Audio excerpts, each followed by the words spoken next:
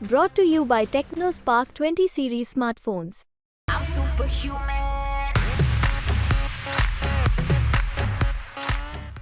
जो भी समाजवादी पार्टी और सदस्य नेताजी ने जिस किसी को भी भेजा उसको मैनपुरी के लोगों ने अपना आशीर्वाद दिया। और पिछले चुनाव में भी उदाहरण है, भाजपा के लोगों ने बहुत लंबी लंबी बातें की थी। सदस्य नेताजी की डेथ के बाद जब उपचुनाव हुआ था, कितनी लंबी लंबी बातें बीजेपी के लोगों ने की थी, कमल खिलाएंगे। कैसा कमल मुरझाया मैनपुरी के अंदर, आप सोचो। उस एयरपोर्ट का भी शुरुआत अगर कहीं से हुई थी तो आदरणीय नेताजी ने की थी, माननीय अखिलेश जी ने की थी। और जितना हिस्सा प्रधानमंत्री जी ने या बीजेपी की सरकार ने बनाया वो 34 दिन में आग लग गई। तो आजमगढ़ के विकास के लिए समाजवादियों ने किया है। और हमारे पास तो मैं समझता हूँ बना बनाया रास्ता, मुझे कोई रास्ता खोजने की ज़रूरत नहीं है। उन्हीं के कामों को, जो भी उनके रास्ते थे इस क्षेत्र के विकास के लिए, उसको पूरा करेंगे। जहाँ तक बच्चों की पढ़ाई की बात की तो मैं कोशिश करूँगा शिक्षा के क्षेत्र में जितना बेहतर काम कर सकूँ उतना काम करूँगा। नमस्कार, मैं हूं राजीव कुमार और इस वक्त हम आजमगढ़ में समय समय पे आपको चुनाव से संबंधित खबरों को दिखा भी रहे हैं। अब एक बार फिर हमारे साथ हैं समाजवादी पार्टी के प्रत्याशी धर्मेंद्र यादव जी। धर्मेंद्र साहब, अब तो चुनाव चरणों होना था, शुरू भी हो चुका है, जगह जगह वोटिंग हो चुकी है। क्या लग रहा है कि जिस तरीके का ये जो आंदोलन बन रहा है, खासतौर पे जो पीडीए की बात हो रही है, उसको लेके आप कितना मुतमईन हैं? बहुत उम्मीद है, यकीन है, विश्वास है। और लगातार पीडीए के लोगों की उपेक्षा की है भारतीय जनता पार्टी के लोगों ने। और चाहे समाज में जाति जनगणना का सवाल हो, जिसके मुद्दे पर जहां बीजेपी विपक्ष में थी तो सहमत थी, आज सत्ता में बैठे तो उन्होंने जाति जनगणना को डिनाई कर दिया। जितने भी सरकारी नौकरियों उसमें आरक्षण का सवाल है, लगातार इग्नोर किए जा रहे हैं पीडीए से जुड़े हुए लोग। उनके पद खाली पड़े हुए हैं। तमाम तरीके की जो सामने जिम्मेदारियां थी सरकार की वो पूरी नहीं कर रही है। केंद्र की सरकार ने लगभग 350 जेएस स्तर के आईएएस नियुक्त किए, एक भी पीडीए का व्यक्ति नहीं है। जबकि बाबा साहब के संविधान में लिखा है, मंडल आयोग की सिफारिश लागू हुई है कि दलित पिछड़े लोगों को 50% तक आरक्षण मिलना चाहिए, लेकिन वो नहीं दिया। अब कानून में संशोधन होके 10% हमारे गरीब जो अगड़े वर्ग के लोग उनके लिए भी ज़रूरत थी, लेकिन नहीं दे रहे हैं। तो ये तमाम चीज़ें प्रदेश और देश के लोग देख रहे हैं। और आज पहला दिन है चुनाव का, पहले चरण का मतदान शुरू हो गया है। लोग वहाँ से बीजेपी को हराते हुए आएंगे। और हमें खुशी है, पीडीए ही लोग के लोग नहीं, बल्कि अलग अलग समाज के लोग बाकायदा पंचायतें और महापंचायतें जुटा के बीजेपी के लोगों का विरोध कर रहे हैं। तो पहले चरण से ही बीजेपी की हवा निकलेगी। और यहाँ तो आजमगढ़ का तो इलाका ये 6ठे चरण में है।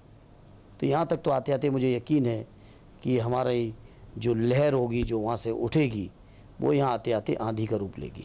धर्मेंद्र जी, सवाल हमारा ठीक है, पश्चिम में आपकी जिस तरीके की बातें हैं, लेकिन जो खासतौर पे पूर्वांचल है, आप तो उस परिवार से हैं और आपको एक आइडियल मान के यहाँ पे लोगों ने समझा है। नेताजी के परिवार की जो यहाँ पे पहुँच है या दिलों में जगह रखते हैं, पूर्वांचल को कितना आप गिन करें? बहुत ऐतिहासिक जीत होगी पूर्वांचल की। तकरीबन सभी सीटों पर हमारा इंडिया गठबंधन समाजवादी पार्टी के उम्मीदवार जीतेंगे और बड़े मार्जिन से जीतेंगे। और पिछला विधानसभा चुनाव इसका उदाहरण है। अगर हम बात करें आजमगढ़ की तो 10 के 10 विधायक थे, बगल में अम्बेडकर नगर 5 के 5 विधायक थे, जौनपुर जिले में 5 थे, मऊ में 4 में से 3 थे, गाजीपुर के 7 के 7 थे। इस तरह से जो विधानसभा की परफॉर्मेंस भी सामने है। कोई केवल मैं राजनीतिक बयान नहीं दे रहा हूँ। यहाँ के लोग समाजवादी पार्टी में, आदरणीय अखिलेश यादव जी में, सदस्य नेताजी में आस्था रखने वाले लोग हैं। और यूँ ही नहीं, वो एक बहुत अलग तरह के और बहुत गहरे और बड़े लंबे रिश्ते हैं। एक दूसरे के साथ चले हैं, एक दूसरे के सुख दुख में रहे हैं, एक दूसरे की समस्याओं का समाधान किया है। और इसलिए वो रिश्ते, उसी बुनियाद पर आज हम लोग भी चुनाव के मैदान में हैं। छोटे छोटे दो सवाल हमारे हैं कि जिस तरह से आप एक स्टार प्रचारक के रूप में भी हैं पार्टी के, आपके पूर्वी कई सीटों की जो है, खासतौर पे बदायूं में हाल फिलहाल में आपने तो पर्चा दाखिला करा दिया, लेकिन बदायूं की जो स्थिति आ रही है, वहाँ पे एक मुस्लिम चेहरे के बाद जो वहाँ की स्थितियाँ हैं, वो उसे बता रहे हैं कि वो सपा के लिए कितना सूटेबल है, कितना नुकसानदायक। नहीं, कोई फ़र्क नहीं पड़ता। अब कैंडिडेट तो, जहाँ तक सवाल है, अलग अलग दल हैं तो कैंडिडेट तो कोई ना कोई आएगा ही, इस बात से तो आप इनकार नहीं कर सकते। लेकिन सवाल ये कि किसको कितना जनमानस का समर्थन है। जो वहाँ पे जिस कैंडिडेट की आप बात कर रहे हैं, विधानसभा के चुनाव भी लड़े थे शेखुपुर विधानसभा से, और नंबर 3 पर थे, वहाँ समाजवादी पार्टी उम्मीदवार जीता है। भाजपा नंबर 2 पे थी। तो इसी तरह की कामोबेश स्थिति होगी, समाजवादी पार्टी जीतेगी और इनका स्थान नंबर 3 का सुरक्षित रहेगा। और वहाँ के लोग भी, बदायूं के लोग बीजेपी को हराना चाहते हैं और वहाँ से पार्टी के उम्मीदवार आदित्य को बड़े वोटों से जिताएंगे। मैनपुरी में जिस तरीके से बहुजन समाज पार्टी की जो अड़चन चल रही है, या मायावती जी की बात करें या आकाश आनंद की बात करें, जिस तरह से वो लोग कैंपेनिंग कर रहे हैं और जहाँ जहाँ आपकी सीटें प्रभावित करने का मामला, उस पर देखिए वो क्या कर रहे हैं। मैंने कहा कि वो पार्टी स्वतंत्र पार्टी है अपने आप में, वो जो चाहेंगे फैसला लेंगे, प्रचार करेंगे, कैंडिडेट देंगे। हमारी तो कोई उसमें मैं कहने की पोजीशन में नहीं हूँ, दूसरा दल है वो क्या फैसला लेता है। लेकिन जनता के बीच में मैं यकीन रखता हूँ। मैनपुरी में आदरणीय डिम्पल यादव जी पिछला उपचुनाव 2,88,000 वोटों से जीती थी। इस बार मुझे यकीन है कम से कम 4 लाख वोटों से वो जीतने जा रही हैं। कम से कम वर्ड शब्द इस्तेमाल कर रहा हूँ, क्योंकि वहाँ जो भाजपा के उम्मीदवार हैं उन्होंने वहाँ के मैनपुरी शहर और आसपास की ज़मीनें कब्जा करने के अलावा या करवाने के अलावा दूसरी उनकी कोई उपलब्धि नहीं है। पिछले 2 साल में मंत्री भी हैं योगी जी की सरकार में, कोई उपलब्धि नहीं है। बड़ा आरोप है। नहीं तो आप मैनपुरी के लोगों से पूछ लीजिए, मैनपुरी में भी आपके संबंध होंगे, आप जिस ग्रुप से जुड़े, हर जगह इस ग्रुप के लोग बैठे हुए, आप मैनपुरी के लोगों से पूछिए। कोई भी मैनपुरी शहर और उसके आसपास की कीमती ज़मीन नहीं रही है जिस पे कब्जा करवाने में उनका योगदान नहीं है पिछले 2 सालों में। आप पूछ लीजिए, मैं तो ओपन ऑन एयर कह रहा हूँ। बसपा के जो प्रत्याशी हैं वहाँ पे उनका ये कहना है कि हम समाजवादी पार्टी को हराएंगे, यादव हमारे साथ। नहीं, अगर कोई दावा कर रहा है स्वयंभू खुशफहमी में, तो उसको तो मेरे पास कोई इलाज नहीं है। लेकिन इस बात का अंतिम फैसला तो जनता को लेना है। और मैनपुरी की जनता का कोई नया मामला नहीं है। सन 77 से लेके आज की तारीख तक जितने भी सांसद बने हैं, 84 में पूर्व प्रधानमंत्री स्वर्गीय इंदिरा जी की एक लहर का माहौल था उत्तर प्रदेश में और देश में। उस चुनाव को, परिणाम को छोड़ दो, वो भी आज हमारी गठबंधन के साथ ही कांग्रेस के लोग लगातार सन 77 से लेके आज तक मैनपुरी में समाजवादी पार्टी काबिज है। जो भी समाजवादी पार्टी और सदैव नेताजी ने जिस किसी को भी भेजा उसको मैनपुरी के लोगों ने अपना आशीर्वाद दिया। और पिछले चुनाव में भी उदाहरण है, भाजपा के लोगों ने बहुत लंबी लंबी बातें की थी। सदैव नेताजी की डेथ के बाद जब उपचुनाव हुआ था, कितनी लंबी लंबी बातें बीजेपी के लोगों ने की थी, कमल खिलाएंगे। कैसा कमल मुरझाया मैनपुरी के अंदर और फिर मुरझाएगा। राष्ट्रीय अध्यक्ष जी की बात करते हैं, कन्नौज से जिस तरीके से बातें आ रही, चुनाव लड़ने की फाइनल भी हो चुका है, क्या लगता है कि क्या संदेश? राष्ट्रीय अध्यक्ष जी के बारे में इतना ही कह सकता हूँ, पूरे समाजवादी पार्टी के सभी उम्मीदवार या इंडिया गठबंधन के उत्तर प्रदेश के उम्मीदवार उनकी ताकत पर, उनके चेहरे पर, और कांग्रेस अध्यक्ष राहुल जी के भी चेहरे पर मिलकर चुनाव लड़ रहे हैं। तो राष्ट्रीय अध्यक्ष जी तो जहाँ से चाहें, मैंने ऑन एयर कई बार कहा, आज मैं फिर रिपीट करता हूँ, अगर आदरणीय राष्ट्रीय अध्यक्ष जी लड़ना चाहें आज, तो मैं आज भी कहता हूँ कि आजमगढ़ आके लड़ें वो। और राष्ट्रीय अध्यक्ष जी तो कहीं भी कभी भी लड़ सकते हैं। अगर वो कन्नौज लड़ेंगे तो वहाँ भी इतिहास रचेंगे, वो आजमगढ़ में लड़े थे यहाँ भी इतिहास रचे हैं, और वो जहाँ से भी लड़ना चाहेंगे। राष्ट्रीय अध्यक्ष जी का तो पूरा प्रदेश है और बाकी उम्मीदवार तो सब उनके नाम पे ही जीत रहे हैं, हम भी उनके नाम पे चुनाव लड़ रहे हैं। आजमगढ़ से लड़ने की बात तो नहीं, लेकिन अब की बार आजमगढ़ आएंगे? पिछले उपचुनाव में नहीं आने से नहीं, वो ज़रा लोगों ने कुछ ओवर कॉन्फिडेंस में कर दिया था, वो एक अलग बात थी उस चुनाव की। लेकिन राष्ट्रीय अध्यक्ष जी की पूरी नज़र इस चुनाव पर है और बहुत जिम्मेदारी और गंभीरता के साथ इस चुनाव को वो ऑब्जर्व भी कर रहे हैं और ऐतिहासिक जीत दिलाएंगे। और उन्हीं के चेहरे पर, हम तो एक फेस हैं केवल, असली जीत तो माननीय राष्ट्रीय अध्यक्ष जी की होनी है। जी, हम भी क्षेत्र में जा रहे हैं, कई छोटे छोटे सवाल हैं, जनता है, बच्चियां हैं, वो पूछते हैं कि हमें शिक्षा के लिए हमारे पास साधन नहीं, हमें बाहर जाना पड़ता है। यहाँ की जो मूल समस्याएं हैं, कुछ प्राथमिकताओं के साथ जीत अगर आपकी होती है तो आप क्या करेंगे?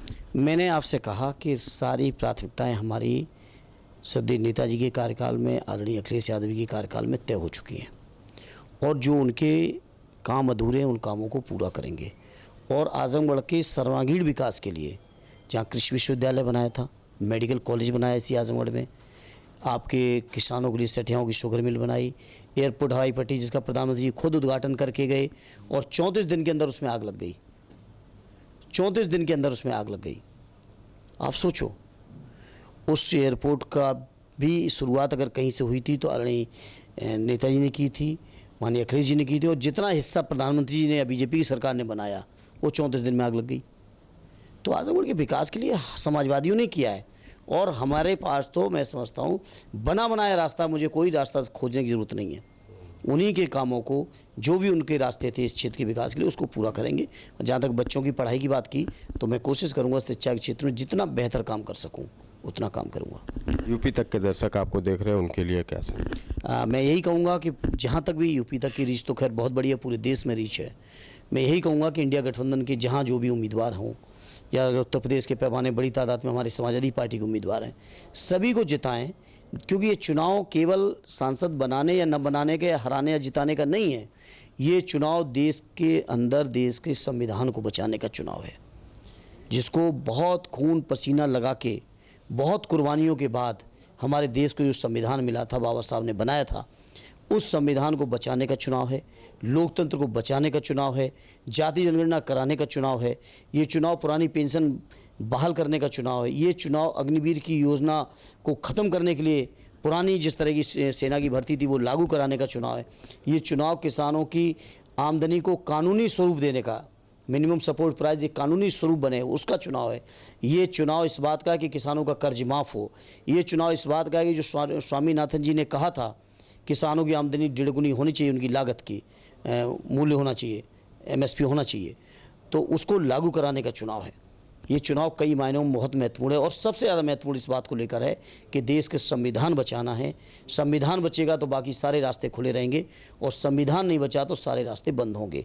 तो संविधान बचाने के लिए देश के जहाँ तक भी मेरी आवाज़ जा पा रही हो, इंडिया गठबंधन के हमारे जो भी साथी उम्मीदवार उनको जिताएं और बीजेपी के वो लोग जो रोज़गार के नाम पर, किसानों के नाम पर, महंगाई के नाम पर, रुपए की कीमत के नाम पर, स्विस बैंक से पैसा लाने के नाम पर, जो देश नहीं बिकने दूंगा अगर नारा देके तमाम तरीके की बातें करके जिन्होंने 10 साल गुमराह किया, उनको हराने का चुनाव है। बहुत बहुत शुक्रिया धर्मेंद्र जी। तो ये थे धर्मेंद्र यादव जी, एक तरह से समाजवादी पार्टी के स्टार प्रचारक के भी रूप में। इनके ऊपर कई आजमगढ़ की जिम्मेदारी के साथ साथ पूरे प्रदेश में भी जिम्मेदारियां हैं। जिस तरीके से PDA की लड़ाई चल रही है, जिस तरीके से विपक्षियों की बातें चले, उनका बखूबी उन्होंने जवाब दिया और जहाँ जहाँ पे समाजवादी पार्टी की बात ज़रूरत होती है वहाँ पर इन्होंने अपने मजबूती को भी बात के दौरान आप तक पहुँचाया है और यही बातें हम आप तक पहुँचा रहे हैं। राजीव कुमार, आजमगढ़, यूपी तक।